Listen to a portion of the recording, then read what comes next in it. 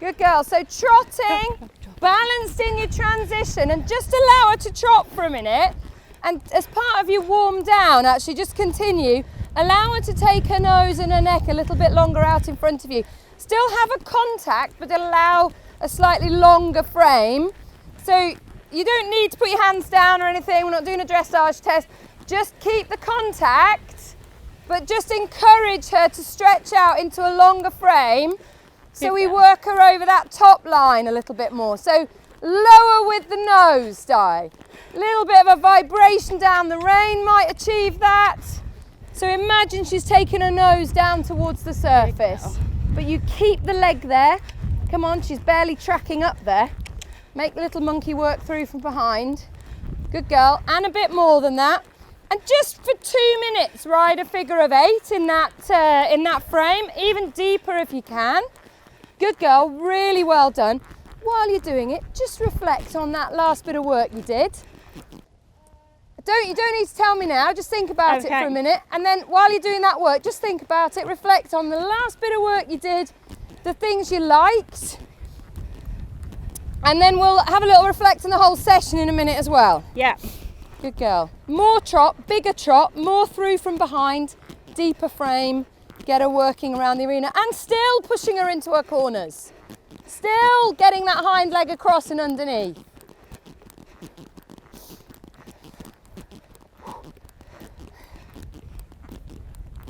Go on, really emphasise that bend through the turn. Go on, push her across with your right leg. Not to canter, but to move over. Good girl, well done. And if you just change your rein and then come back down the other side, have a breather and then just feed back to me on that bit we just did.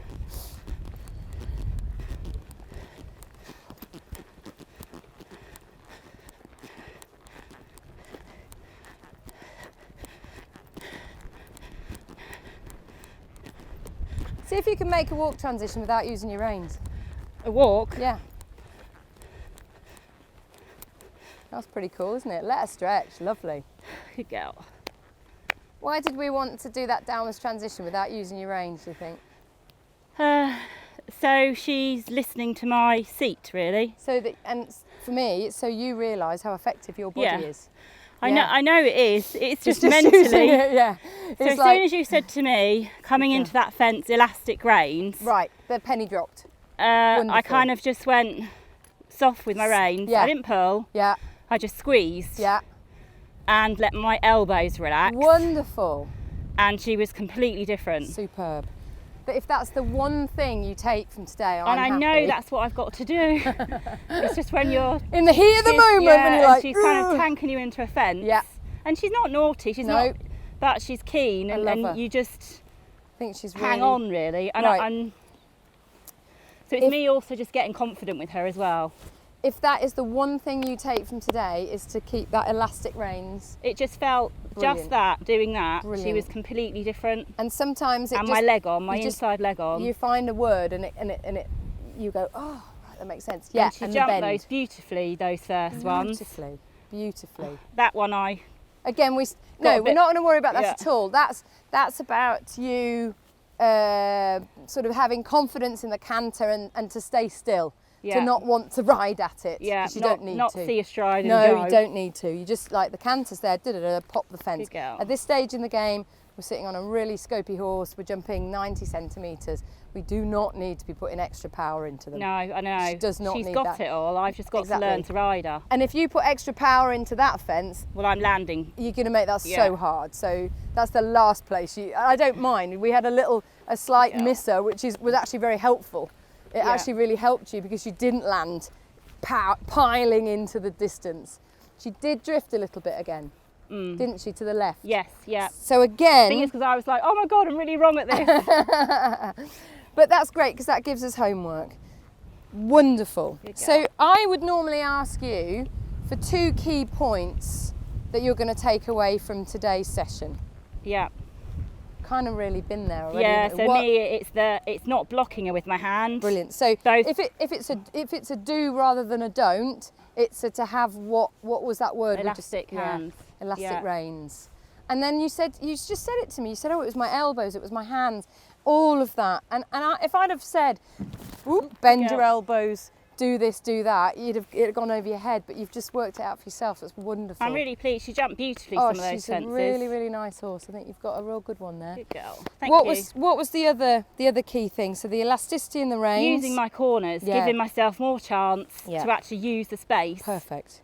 And get deep into them and get my outs, well, whichever leg on. Good girl. To when I'm landing and getting into the corner. And my homework for you today is quite simply continuing to work on what we did on the flat. Yeah. So continuing to get better at a circle and going from a circle to a straight line and back into a circle. That's my homework for you. Okay. Now, where you can set yourself this up in your arena at home. Yeah. You can put a channel on either side. You could, if you want to, put a single pole at the top of your curve, so you make sure you ride to it and away from it, a little bit like where that fence is at the top. If you felt like you needed a prop, or you could put a cone there and make yourself go round it. You could use little aids for yourself to make sure that you are riding it, and being conscious of self in the way that you ride it. You ride it correctly. That's my homework, that's all. Okay, lovely, thank you. Yeah, that's really good, thank you very much. Fantastic job.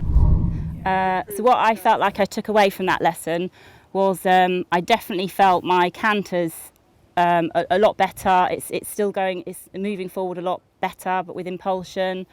I certainly feel like we're bending a lot more on the corners, using the corners a lot more between jumps, so giving myself a lot more time by using the corner more and getting into that corner to then get myself straight and set up ready for the fence.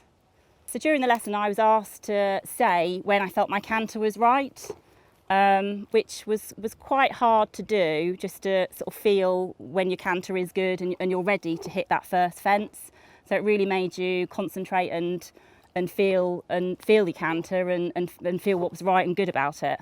Plans for the next few months are really to practice what I've learned here today, obviously practice that at home, and then be able to put that all together in the ring, which is obviously more challenging, but certainly that's what I'm going to aim to do, to think about that more when I get in the ring, use the space more, sit deeper into my saddle, and just ride her a bit lighter in the hand as well. Having said I really want to work on my canter at the beginning, I was very pleasantly surprised with how good the horse's canter was naturally. So actually that gave us a much different picture from the one that had been built. And the canter, it was falling into the usual traps of sort of in the turns shortening, on the long sides lengthening, and that then manifests itself and gets worse as you go around a course. The challenge was to get Di to understand when it was good, and her to feel those subtle changes and being able to address them on the button so that it didn't build into a problem. When you've got a young horse underneath you like that, if the horse goes disunited, if it goes on the wrong leg, if it's going a sort of looking round the corner, and rather than getting into the habit of thinking, oh, I'll just have a circle, or I'm not quite ready, actually, yes, work through it, feel the pain a little bit, go, gosh, this is uncomfortable, I don't like this very much, and do something about it. And actually the horses tend to learn to sort themselves out a little bit quicker as well. Once we'd open up the idea of actually influencing a landing lead, and if we didn't get that, to be able to ask for the legs to change. This horse was very good at that naturally. May have been a little bit during the lesson where we got a few bounces behind as she sort of went, oh, I'm allowed to do this, this is quite good. It may have slightly made the rider think, gosh, what's it doing? Is it going to buck? It wasn't bucking. It was playing around with its back end. It was finding its balance. It was finding that feeling. And definitely to focus the rider on is the quality of the pace. It's the rhythm that's important. If we stop and start and bail out and circle, we're not going to be focused enough on achieving that quality. This rider could definitely benefit from a training programme, and I would certainly put her forwards and get her working on that 5-star awards booklet that we have with NAF, just because it gives her a structure, and a series of things to work through. She's the kind of person that will enjoy going away with some homework as well. And we can also measure and reflect on what she's achieved as she works through that. A 5-year-old horse, a lady sort of refreshing herself, reminding herself about her own basics is going to be a really good guide to building that partnership and getting those good quality foundations in place so that she can move forwards easily without running herself into problems. So that's definitely what we're going to put her on a programme there. I'm looking forward to seeing her progress and find those British novice and those discovery double clears. The mare's got a lot of ability, and the rider, needs to believe in her own ability, and I feel like I need to empower her more still. That's my goal for me, is to make this rider feel empowered, feel like she does know what she's doing.